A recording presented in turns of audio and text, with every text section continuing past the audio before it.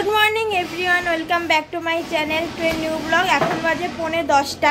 সকালবেলা উঠে ভেবেছি তাড়াতাড়ি কাজ শেষ করে ফেলবো, কিন্তু দিদি ওদিক থেকে ফোন করে বললো ওর 13 তারিখে একটা বিয়ের ইনভিটেশন আছে, তো সেখানে ওর ওখানে পরার মতন তেমন কোনো শাড়ি নেই। তো এখান থেকে বলছে দেখ এখানে কোনো শাড়ি আছে কিনা। সেই শাড়ি খুঁজতে খুঁজতেই লেগে গেল অনেকটা সময়, তাই কাজে দেরি হয়ে গেল। তারপর আমি আর বাবু এনেছি জল আনতে গেছিলাম, দুবার এনেছি।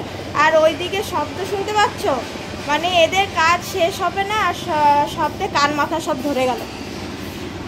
ওই যে আবার হয়তো কোথাও রাস্তা খুঁড়ে হয়তো পাইপ বসাবে, অনেকক্ষণ ধরেই শুরু করেছে। আর এইদিকে মা দিচ্ছে ঝড়ঝাড়।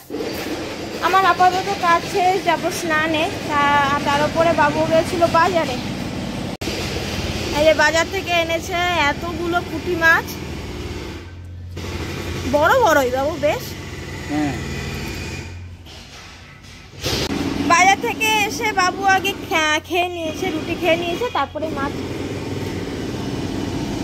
মাছ কাটতে বসেছে, কারণ অনেকটা সময় লাগবে। আর এই ড্রামটা ভর্তি করে রাখলে মোটামুটি 3-4 দিন আর জল আনতে হয় না, মানে মোটামুটি 3 দিন আনতে হয় না, কারণ এটা শুধু মাত্র রান্নার কাজে আর টুকটাক সবজি ধোয়ার এইসবের কাজে ব্যবহার হয়। আর যেহেতু আমরা 3 জনই থাকি, লোক সংখ্যা কম, সেই জন্য ওই 1 ড্রাম জলে ওরকম 3-4 দিন হয়ে যায়।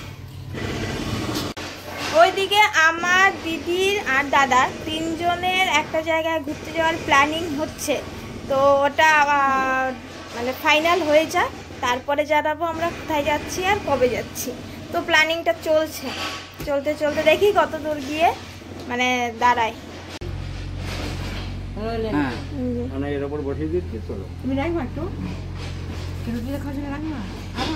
নাও, 500 নাও না, আমার রাখবা আজকে অল্প একটু নেবে, ছোট বলতেছে রাখতে, যা ইচ্ছে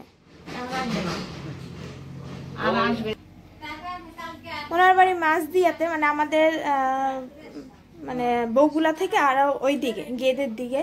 তো ওখানে তো মানে আমের বাগান আছে, আমের সময় আম পাওয়া যায় প্রচুর, হিমসাগর আমটা খুব ভালো পাওয়া যায়। আর শীতকালে মানে ওখানে প্রচুর গুড়ও হয়, তাই উনি প্রত্যেক বছর শীতকালে এসে আমাদের বাড়ি গুড় দিয়ে যায়।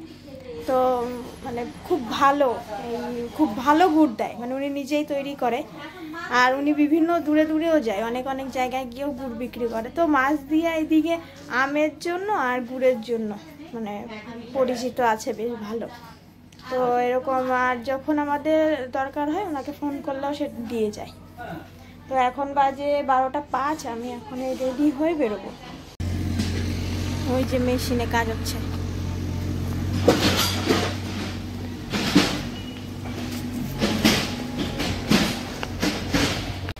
একটু আগে ওই পূজা ফোন করলো, ওই যে একটা বান্ধবী, ওই যে ট্রেনে দেখা হয় বগুড়া থেকে যেতে গেলে, তো ও যাবে ওই একটু দমদমে, হয়তো কলকাতার দিকে যাবে ও কাজে, তাই ফোন করলো। প্ল্যাটফর্মে গেলে দেখা হয়ে যাবে, একসাথে রানাঘাট পর্যন্ত যেতে পারবো।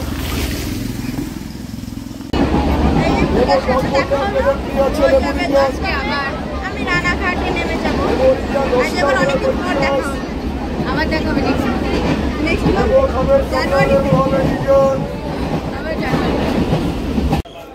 বাজে এখন 12টা 58। দেখো ঘড়িটা কেমন করছে, এরকম কিন্তু করছে না সত্যিকারের, ভিডিওতে এরকম লাগছে। এই রানাঘাটে পৌঁছালাম।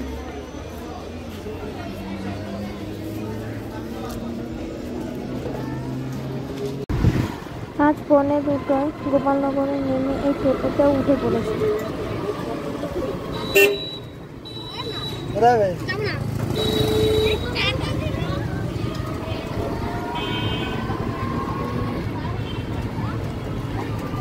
এখন বাজে 1:56, এই ক্লাসে ঢুকছে, আজকে 2টো আগেই পৌঁছে গেলাম। আর সবাইকে একটা নতুন ডিজাইন শিখলাম, সবাই খুব সুন্দর করেছে।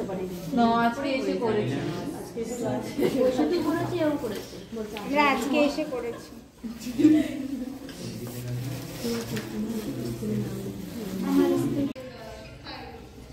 ও আমার কি করছে, ধূপকাঠি জ্বালিয়ে সবাইকে, মানে এরা যা করে কি আর বলবো। খানি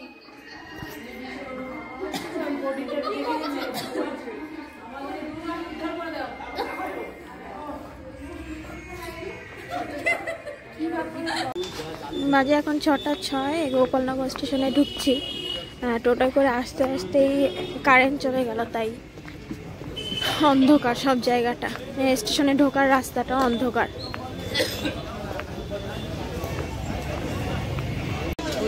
বাজে এখন 6:53, এই যে রানাঘাটে এসে পৌঁছলাম। আর গেদে আছে এখন হয়তো মদনপুরে।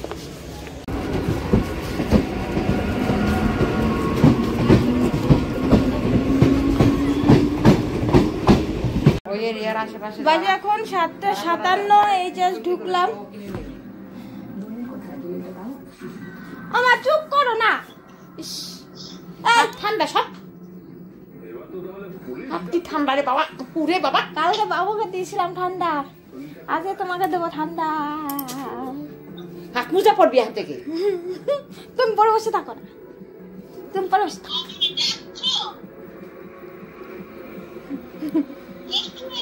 আমার একটু সবার পাশে যাবো।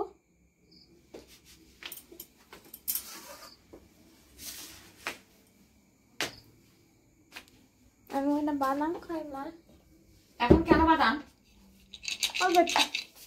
দেখছেন বাদাম খাবে কেন বলো তো? হ্যাঁ, ভাত খাই না পরে খাইস কেন? ভাত খাই না, ভাত খাই না পরে খাইস কেন বাদাম? এই যে বাদাম ভাজা, এই যে কখন ভেজেছো? হলুদ দিল, হলুদ ফেললাম।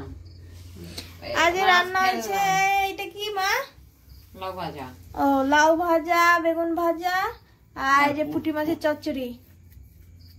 বাবুর খাওয়া হয়ে গেছে। রুটি, সবজি, বেগুন ভাজা সব খেয়ে। মা তুমি কখন খাও? তুমি আগে চচ্চড়ি দিয়ে খাও, তাড়াতাড়ি তাড়াতাড়ি খাও আগে, অন্য বলে দিয়ে পরে খাও। তুই রুটি খাবি না? আমি রুটি খাবো না। এখন বাজে 10:25। মা মারাত্মক ঠান্ডা আজকে বাইরে, ধোয়া বেরোচ্ছে মুখ দিয়ে।